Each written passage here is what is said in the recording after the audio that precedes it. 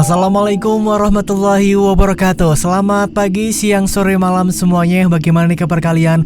Semoga selalu dalam keadaan yang baik-baik saja ya. Seperti biasa, saya di sini hadir kembali untuk kalian semua untuk membawakan sebuah cerita horor untuk menemani aktivitas harian kalian. Yang sudah hadir silahkan absen dulu di kolom komentar ya, dengan siapa dan dari mana kotanya. Dan ini saya ucapkan terima kasih buat Kakak Esther, terus Kak Herlina Ridwan, terus juga ada Kak Hani Bekasi, terus ada Mama Ndu, terus ada Kak Mega, terus ada Pak Joko, terus ada Bu Clara, terus ada dari Bunda Lin ya. Terima kasih buat kalian semuanya yang selalu setia nonton channel Dimensi Mimpi, selalu setia nonton konten saya di channel apapun ya, di channel Zine, di channel Dimensi Mimpi. Makasih banget ya buat semuanya atas support kalian semua. Oke, untuk di video kali ini ada cerita horor lagi nih. Dan kayaknya sih untuk kali ini saya nggak perlu untuk menyebutkan sinopsisnya ya, karena dari judul aja pasti nanti kalian udah ada gambarannya gitu gimana ceritanya. Oke deh, kalau gitu nggak usah lama-lama ya, langsung aja kita masuk ke dalam ceritanya.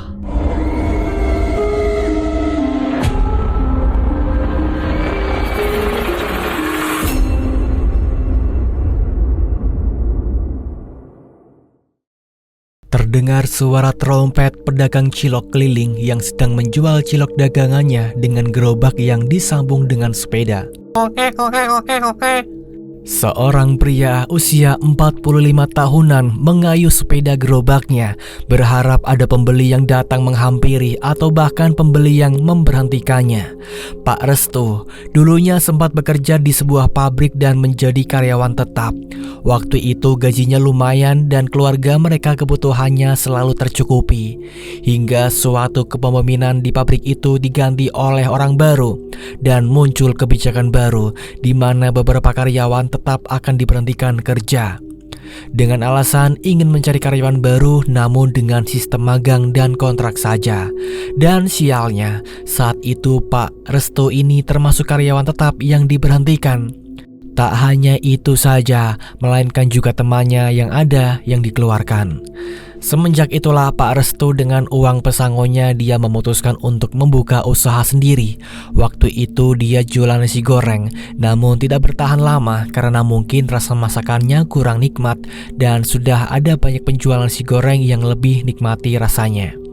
Hingga akhirnya dia beralih menjadi pedagang cilok keliling dan mencari pelanggan, bukan menetap di satu tempat saja, meskipun itu tak seberapa pemasukannya. Pak Restu ini keliling jualan dari pagi sampai sore dan mengunjungi tempat-tempat seperti sekolahan ataupun madrasah dan juga keliling ke rumah-rumah warga. Siang itu Pak Restu melewati sebuah desa dan alhamdulillah di sana ada yang membeli dagangannya.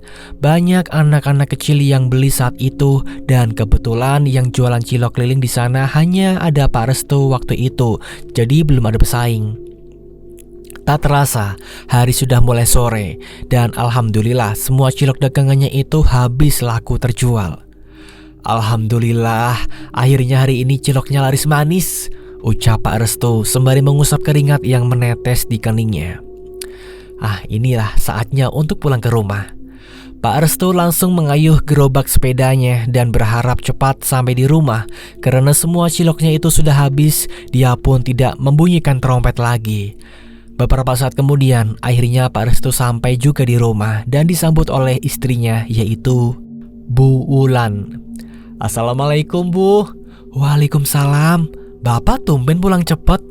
Iya Bu, alhamdulillah dagangannya laku semua. Syukurlah kalau begitu Pak. Bapak mandi dulu ya Bu. Iya Pak. Singkat cerita, malam harinya mereka pun makan malam bersama dengan keluarga. Makanan yang dihidangkan Bu Wulan pun hanya seadanya. Di dalam rumah yang sederhana itu mereka tinggal berlima. Pak Restu, Bu Wulan memiliki 3 orang anak. Tina, anak yang pertama, dia sudah duduk di SMA dan usianya 17 tahun. Anak yang nomor 2, Randy, dia berusia 10 tahun. Dan anak yang terakhir, bungsu, masih berusia 2 tahun, namanya Kiki. Mereka hidup dan tinggal di rumah yang sederhana dan makan seadanya. Semenjak Pak Restu tidak bekerja, jadi karyawan tetap di pabrik lagi. Kala itu Tina yang sedang makan, dia mengatakan kalau harus segera membayar SPP-nya dan juga uang untuk karya wisata di sekolahnya. Namun saat itu Pak Restu belum punya uangnya dan mengatakan jika nanti sudah ada uangnya pasti akan dikasih. Pak, aku sudah harus bayar SPP sama uang buat bayar karya wisata pak, sudah ditagih guru terus.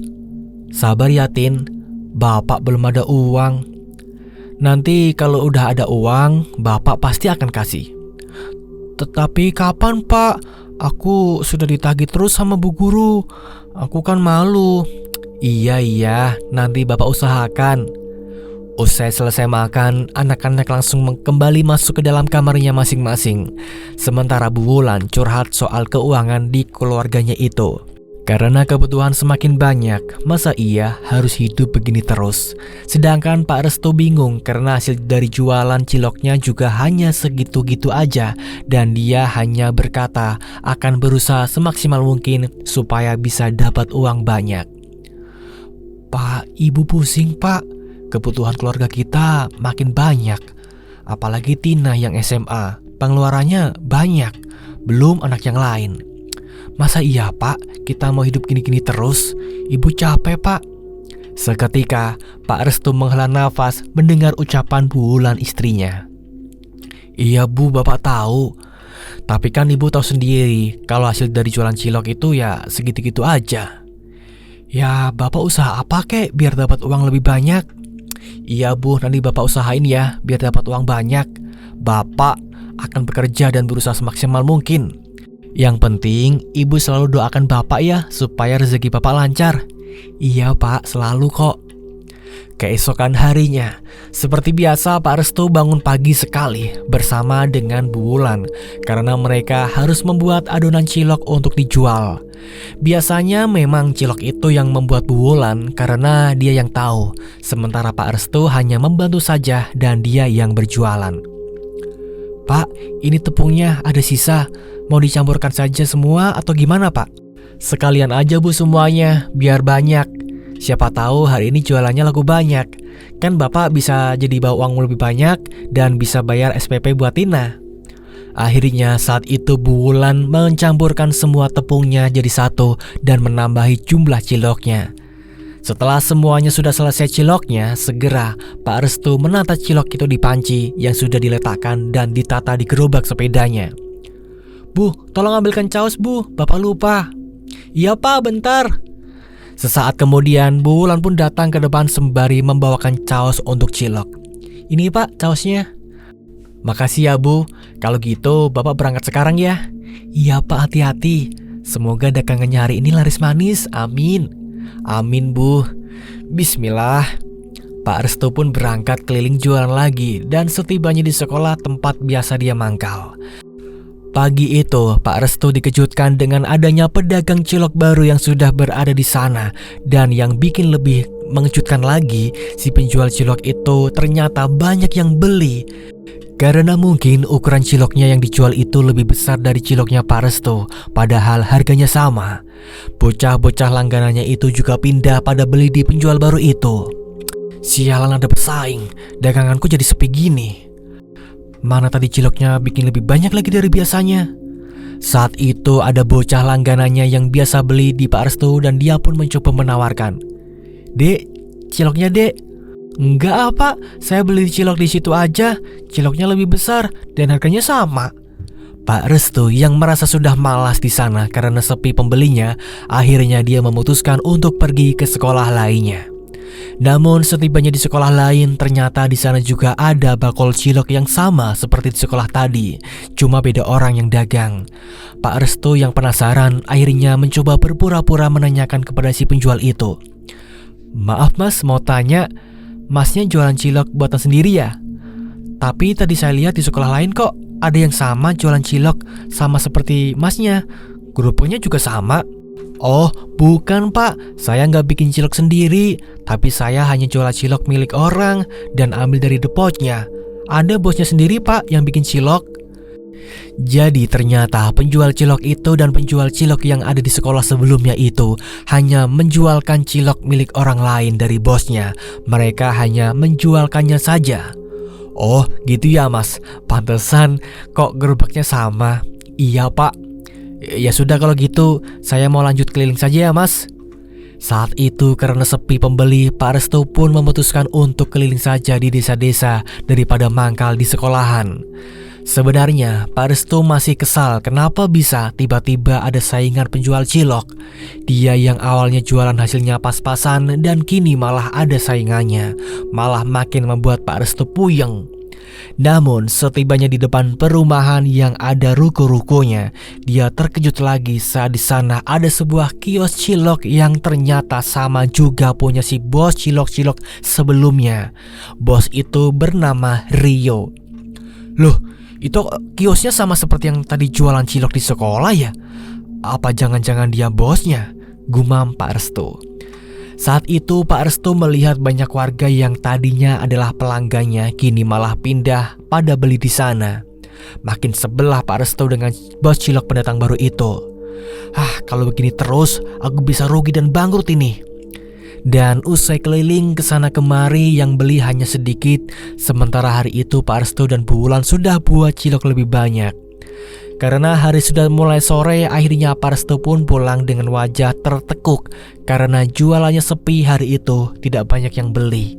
Keuntungan yang didapat hari itu juga sedikit.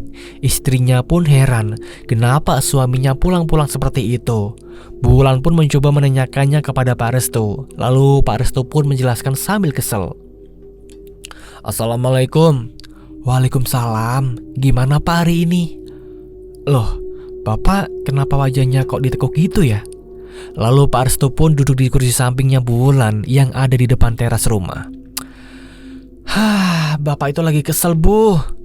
Kesel kenapa sih Pak? Jualannya gak laku lagi ya? Iya Bu, laku sedikit doang. Tuh masih sisa banyak. Padahal tadi kita bikinnya banyak. Ya sudah gak apa-apa Pak. Nanti kan bisa dijual lagi besok. Iya sih Bu, tapi keuntungan kita jadi sedikit. Dan yang bikin Bapak lebih kesel lagi Bu, tadi di tempat sekolah biasanya Bapak mangkal, ada penjual cilok baru Bu. Ya akhirnya semua anak-anak itu belinya sama dia. Terus Bapak pindah ke tempat sekolah lain. Di sana juga ada penjual cilok yang sama. Ternyata mereka ada bosnya Bu. Wah bahaya dong Pak. Bapak jadi banyak pesaing, nanti cilok kita jadi sepi. Makanya itu Bu, udah gitu tadi Bapak lihat ada kios di ruko-ruko perumahan. Ternyata itu bos ciloknya Bu, pendatang baru. Wah, padahal kan mereka sudah biasa beli dengan Bapak ya. Rasa cilok buatan Ibu juga enak. Mungkin mereka itu lebih suka dengan ukuran ciloknya Bu yang lebih besar dari cilok buatan kita yang harganya juga sama. Gak apa-apa Pak, tenang aja. Rezeki sudah ada yang ngatur. Bapak jangan khawatir ya. Ya sudah Bu, kalau gitu Bapak mau mandi dulu. Setelahnya Pak Restu beranjak masuk ke dalam untuk mandi dan Bu Wulan mengambil cilok-cilok yang ada di panci gerobak untuk nanti dijual lagi besok. Singkat cerita, keesokan harinya Pak Restu mencoba berpikir positif bahwa dagangannya akan laku banyak hari ini. Pak Restu hari itu keliling dari satu desa ke desa lain sembari membunyikan trompetnya dan mengayuh sepeda gerobaknya dengan semangat. Keringat pun sesekali menetes dari keningnya dan dia lap dengan menggunakan handuk kecil yang melingkar di lehernya.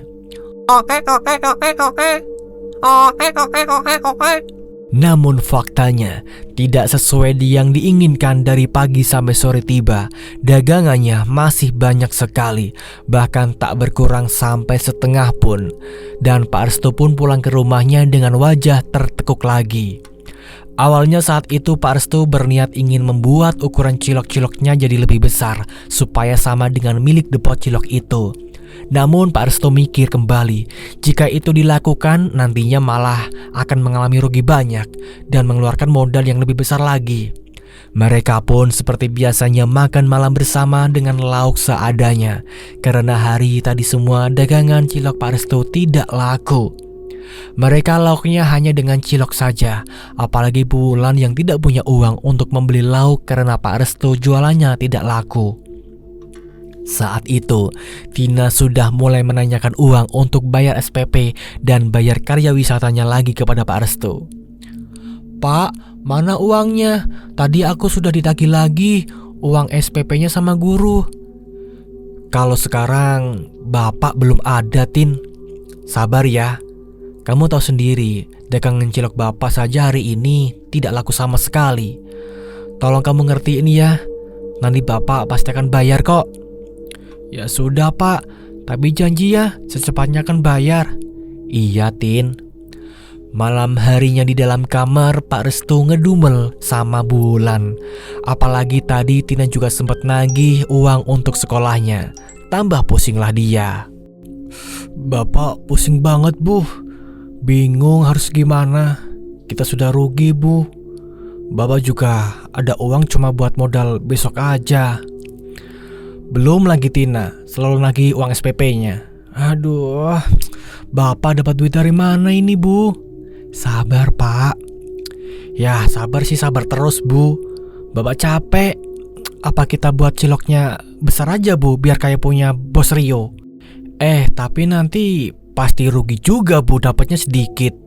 Pak Restu pun merenung pusing memikirkan hal itu, sembari menopang kepalanya sambil dipelintir dengan jarinya karena pusing.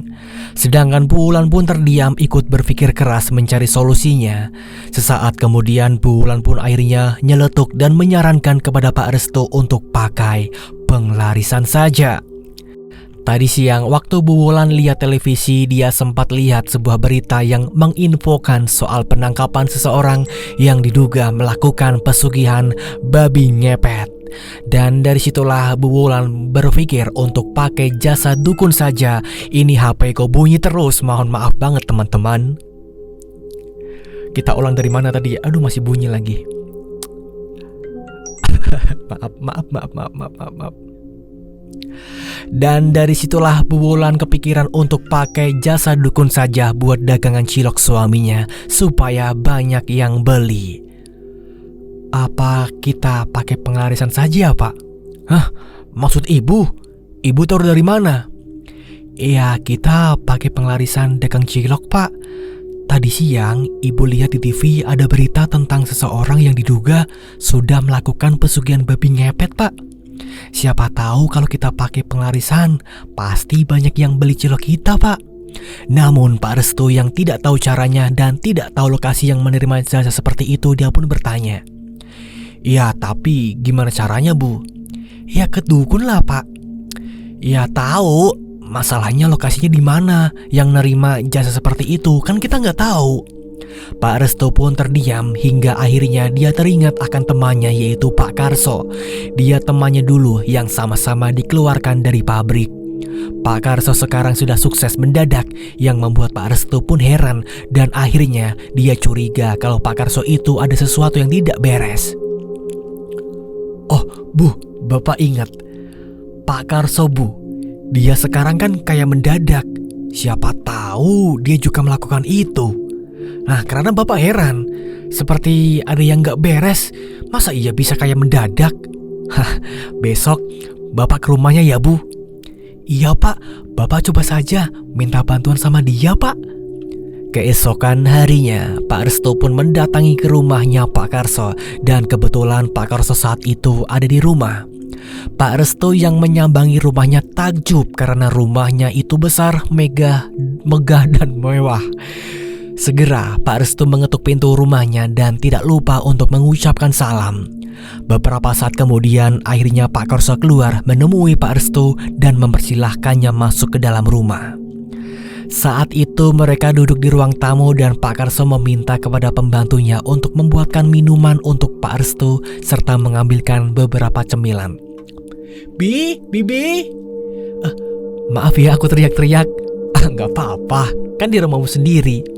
Iya pak, ada apa? Tolong buatin minum ya untuk temanku sama camilan juga jangan lupa. Iya baik pak. Kemudian Pak Restu saat itu awalnya bercakap basa-basi dengan Pak Karso dan menanyakan kabarnya saat itu. Serta dia kagum dengan kekayaan yang dimiliki Pak Karso. Bahkan Pak Restu juga curhat soal keadaan ekonominya yang terpuruk itu dan belum menemukan jalan keluarnya. Pak Karso yang tidak tega dengan Pak Restu, dia pun hendak memberitahukan rahasianya kepada dia. Karena dulu Pak Restu dan Pak Karso teman dekat saat di pabrik. Namun saat Pak Karso akan memberitahu seketika terhenti karena ada ART yang datang membawakan makanan dan minuman. Dan usai ART-nya itu pergi, Pak Karso kemudian menawarkan cara untuk cepat kaya kepada Pak Restu dan menjelaskan apa yang telah dia lakukan selama ini. Selama ini aku sudah menggunakan pesugihan, Res. Oh, pantas saja kamu sekarang sukses dan mendadak kaya raya. Gimana kalau kamu aku antar ke tempat dukun? Nanti kamu bisa menggunakan penglaris dagang. Pak Restu yang awalnya memang pengen seperti itu, dia pun setuju saja dan Pak Karso akan meminjami uangnya sebagai mahar karena Pak Restu belum punya uang. Tapi aku belum punya uang, Kar. Udah tenang aja, nanti pakai uangku dulu. Kembalikan kalau kamu udah sukses. Makasih banyak ya, Kar. Sama-sama. Ayo diminum dulu silakan, dan dimakan juga cemilannya. Akhirnya setelah obrolannya itu, mereka menyantap cemilan dan minuman yang sudah dihidangkan oleh ART-nya Pak Karso. Kapan kita akan pergi ke sana, Kar? Ya kalau bisa sih nanti sore aja biar lebih cepet. Oh siap, Kar. Tak terasa hari sudah mulai sore. Mereka yang ngobrol sampai tidak ingat waktu karena asik dan sudah lama mereka tidak pernah bertemu. Sore itu juga mereka pun segera pergi menuju ke lokasi dukun itu dengan diantar Pak Karso menggunakan mobilnya. Lokasi rumahnya dukun itu berada di sebuah alas di Jawa Timur.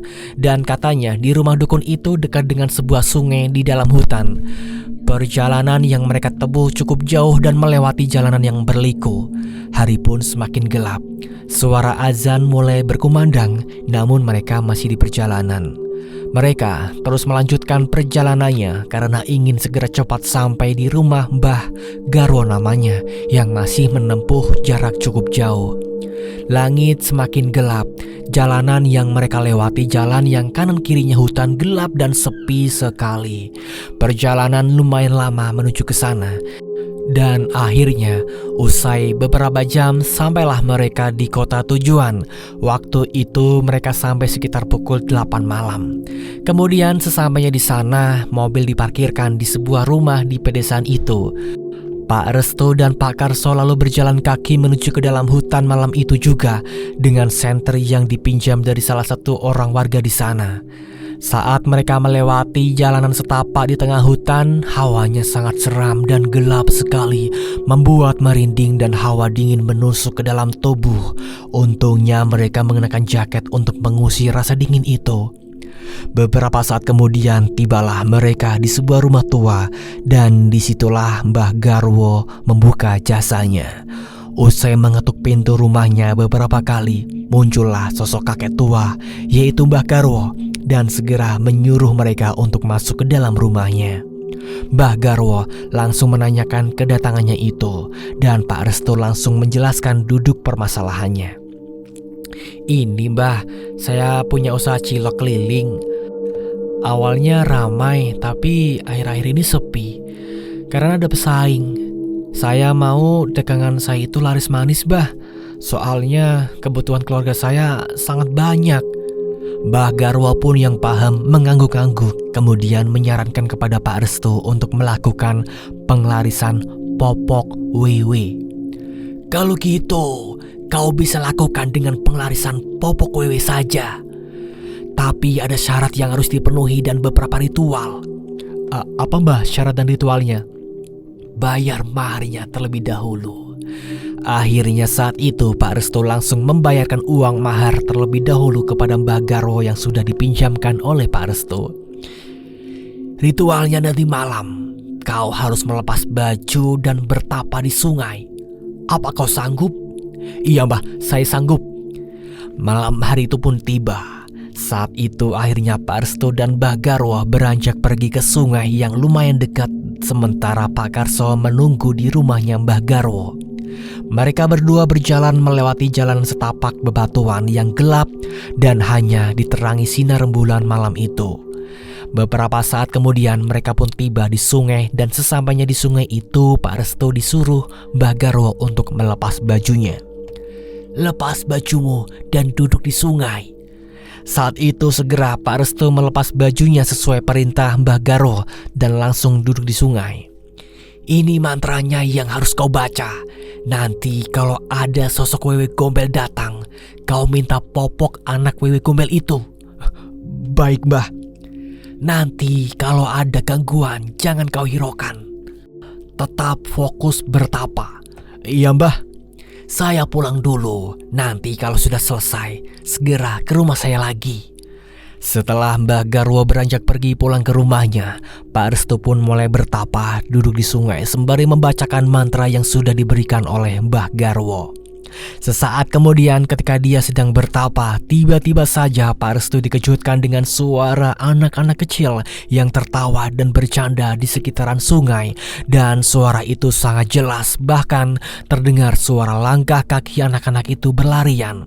Sontak saat itu Pak Restu pun merinding dan gemeteran. Akan tetapi dia teringat dengan pesan Mbah Garwo untuk tetap fokus saat sedang melakukan ritual.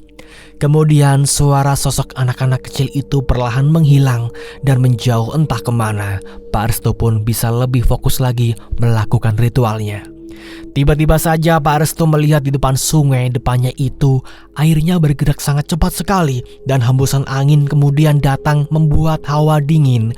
Pak Restu pun merinding gemeteran saat melihat ada sebuah buaya putih yang menampakkan wujudnya di hadapannya dengan kedua matanya itu merah menyala.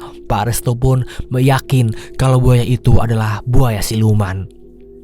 Namun hanya beberapa menit saja buaya putih itu menampakkan wujudnya dan menghilang begitu saja entah kemana. Pak Restu terus fokus merapalkan mantranya sembari gemeteran karena takut nanti tiba-tiba ada sosok wewe gombel datang. Sesaat kemudian dia mendengar ada suara langkah kaki dari belakang tubuhnya. Srek, srek, srek.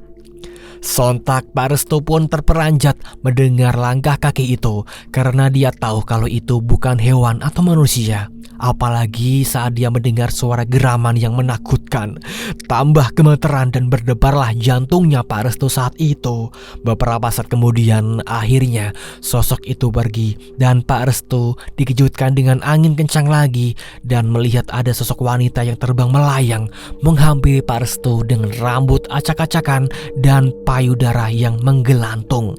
Seketika Pak Restu semakin takut karena sosok itu sangat menyeramkan sembari menggendong anaknya.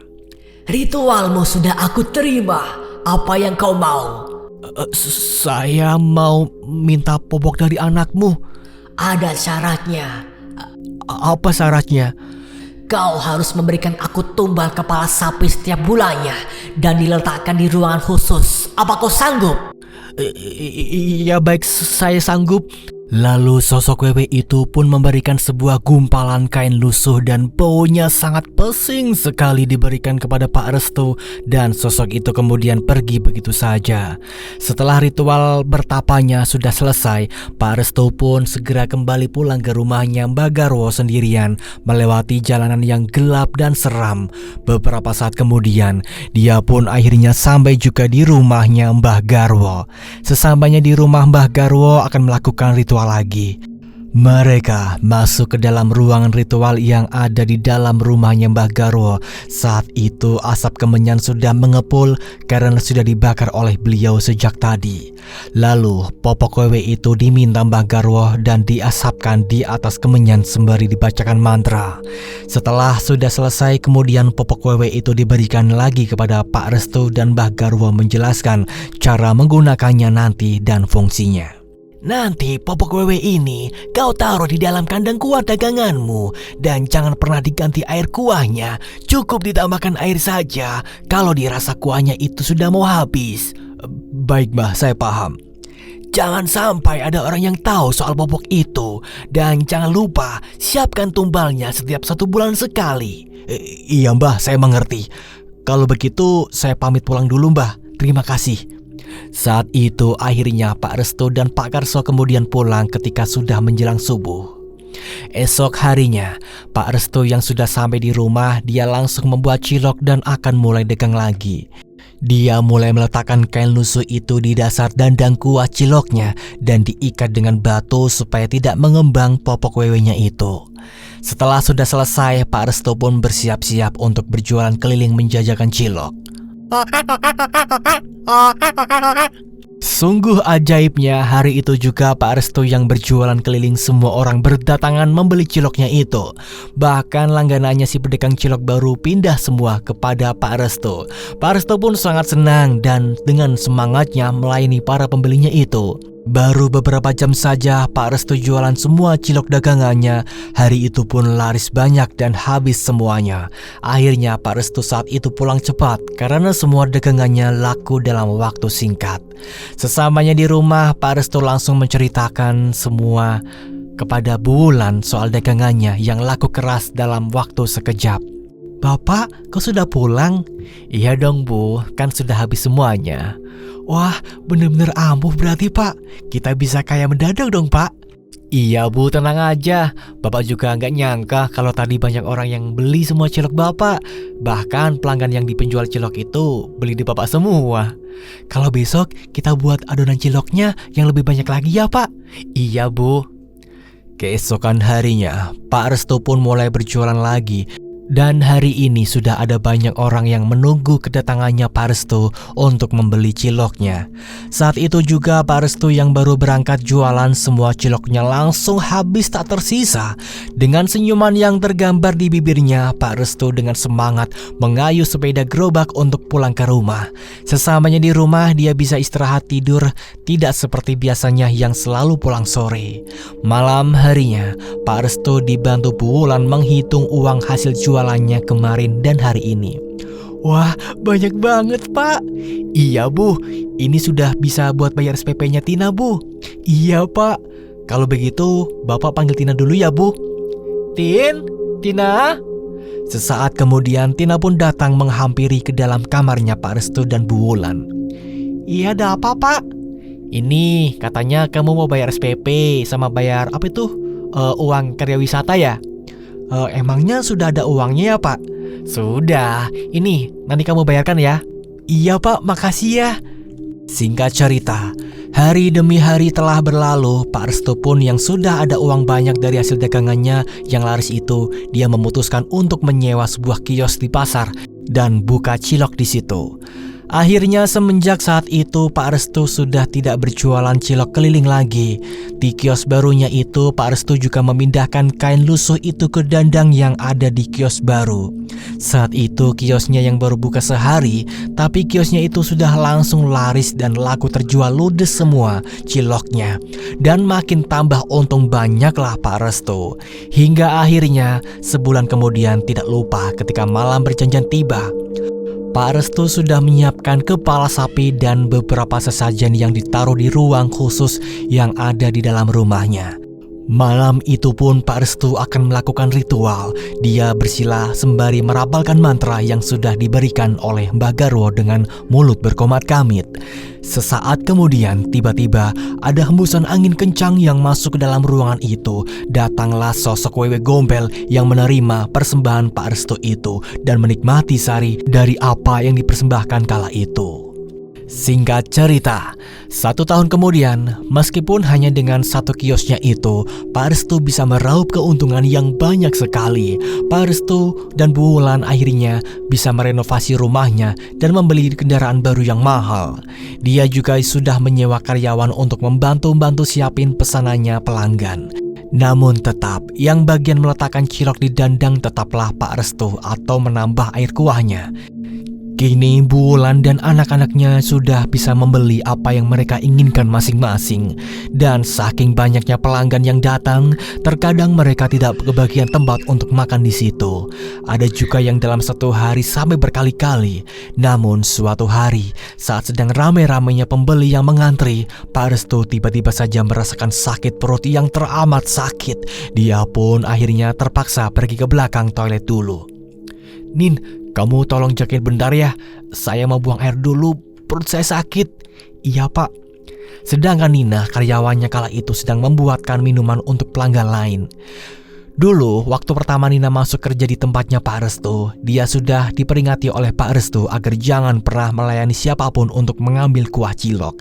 Pak Restu hanya meminta kepada Nina untuk bantu membuatkan minuman dan mengantarkan pesanannya saja, serta mencuci mangkok dan gelas. Kala itu tiba-tiba ada ibu-ibu yang sudah gak sabar kemudian menyuruh Nina untuk menggantikan Pak Restu saja karena pasti masih lama. Namun Nina menolak secara halus bahwa dia tidak bisa.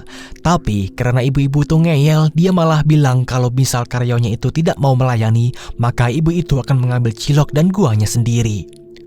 "Mbak, cepet dong, pesanan saya mana? Saya sudah nunggu dari tadi ini." "Iya Bu, sabar ya, nunggu Pak Restu, dia masih di toilet." "Ah, nggak bisa Mbak, saya maunya sekarang." "Udahlah Mbak aja yang buatkan Mbak, kan banyak karyawannya." "Maaf Bu, saya tidak bisa." "Ah, gimana sih kok nggak bisa? Kan banyak kerja di sini." "Kalau Mbaknya nggak mau, ya udah biar saya saja yang ngambil sendiri Mbak." Sontak Nina yang mendengar itu dia pun melarangnya. Dan akhirnya dengan terpaksa Nina pun menggantikan Pak Restu tanpa sepengetahuan Pak Restu. "Jangan Bu, ya sudah kalau gitu biar saya yang buatkan Bu." "Nah gitu dong, dari tadi kek." Saat melayani satu mangkuk awal masih aman, hingga tiba Nina melayani pembeli di mangkuk ketiga. Tiba-tiba saat Nina mengambil itu kuah, centongnya tiba-tiba saja nyangkut sesuatu yang ada di dalam dandang kuahnya itu. Dan Nina pun mencoba mengambil benda yang nyangkut di centong itu. Saat benda itu terangkat oleh Nina, ibu-ibu yang kebetulan berada di sana berdesakan berdiri di dekat gerobak. Sontak mereka langsung terkejut saat mendapati sebuah kain lusuh di dalam dandang tersebut yang diangkat oleh Nina. "Astagfirullahaladzim, hah? Kain lusuh? Wah, nggak bener ini. Iya, pasti menggunakan penglarisan. Itu kayak popok bayi." Ramelah para ibu-ibu yang ada di sana. Semua geger, bahkan pelanggan yang tahu itu sedang makan langsung memuntahkan cilok yang sudah ada di mulutnya. Gunjingan saat itu juga di kiosnya Pak Restu terdengar ramai. Sementara Pak Restu masih berada di dalam toilet belum selesai juga. Mereka semua menduga Pak Restu sudah melakukan penglarisan, membuat semuanya tidak menyangka. Sesaat kemudian Nina yang hendak ditanyai oleh para pelanggan yang datang menghampiri ke Nina apa yang sudah terjadi. Tiba-tiba saja tubuh Nina langsung kejang-kejang dan akhirnya terjatuh ke lantai. Bruk! Nina memegangi lehernya itu dengan kuat karena dia merasa seperti ada yang mencekik lehernya. Sampai lidahnya Nina itu menjulur ke depan dan kedua matanya melotot tajam, membuat semua orang yang ada di kiosnya Pak Restu semua panik dan geger. Apalagi ada ibu-ibu yang tidak langsung menolong, hingga akhirnya tak berselang lama Nina pun tewas seketika saat itu juga. Ibu-ibu yang heboh dan hanya bisa teriak-teriak saja membuat suasana semakin kisruh. Biasalah ibu-ibu. Gimana ini? Aduh anaknya sudah meninggal." Suasana di dalam kiosnya Pak Restu sangat ramai sekali. Semua ada yang mengabadikan momen itu. Dan ternyata Nina itu menjadi tumbal karena telah berani melihat popok wewe gombel itu yang ada di dalam kuah dandang. Beberapa saat kemudian Pak Restu yang sudah selesai dari toilet, dia segera kembali ke depan kiosnya. Dia langsung terkejut karena terjadi keributan di sana. Dan terlihat Nina karyawannya itu sudah tergeletak di bawah lantai. "Ada apa ini ibu-ibu?" Para ibu-ibu itu langsung menghakimi Pak Restu dan dituduh sudah melakukan penglarisan. "Hei Pak Restu, Anda selama ini ternyata sudah melakukan penglarisan ya Pak? Jujur saja Pak."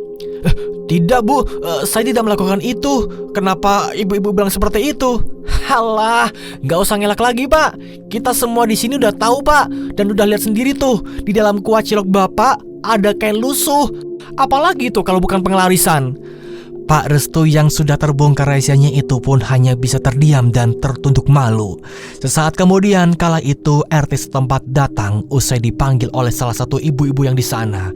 Pak Restu pun akhirnya dibawa ke balai desa dan disidang di sana.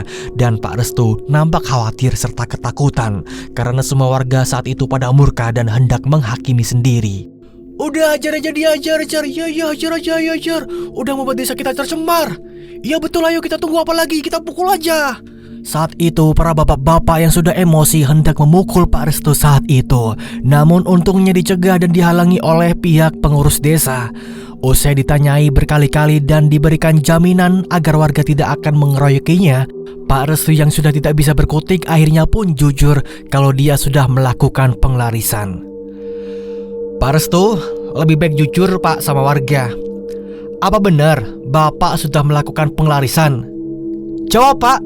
Iya, saya jujur selama ini terpaksa melakukan pengelarisan dagangan cilok karena saya sudah bosan hidup miskin dan kebutuhan keluarga banyak.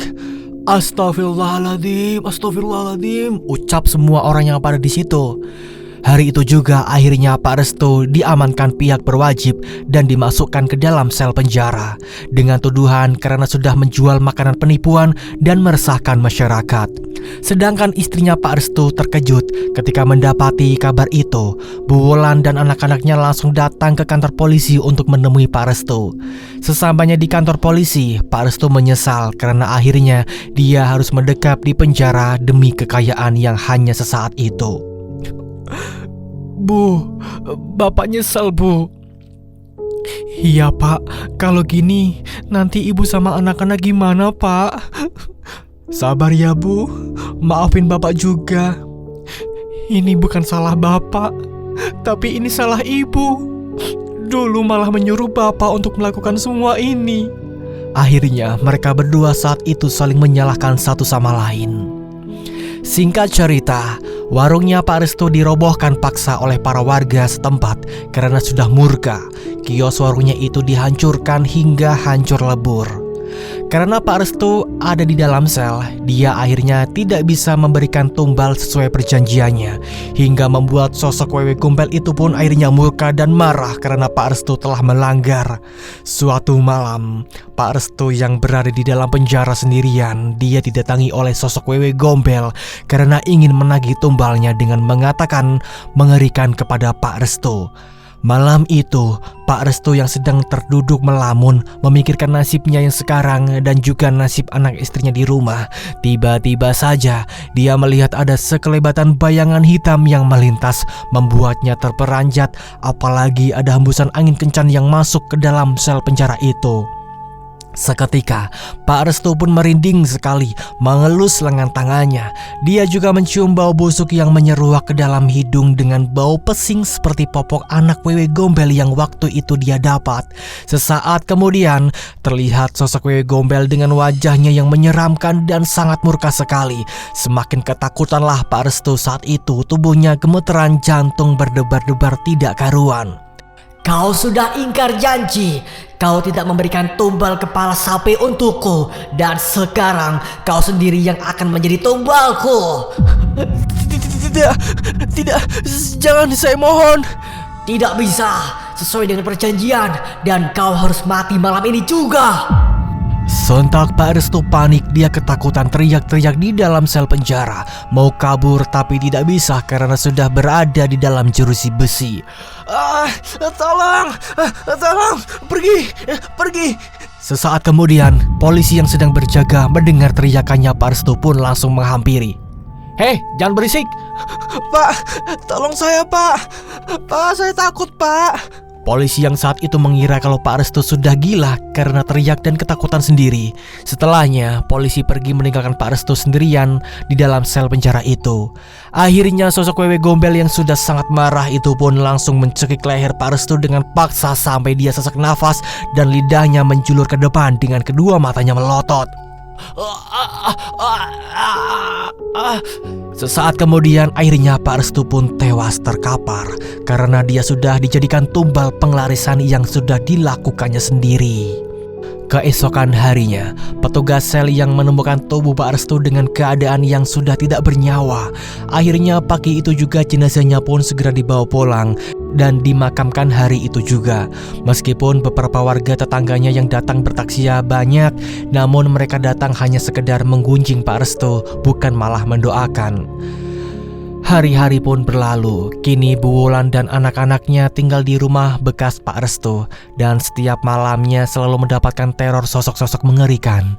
Saat malam itu, Bu Wulan yang ada di dalam kamarnya tiba-tiba saja dia melihat ada sekelebat bayangan hitam yang melintas. Sontak dia pun terperanjat. Bahkan Tina juga selalu mendengar ada suara-suara yang mengerikan.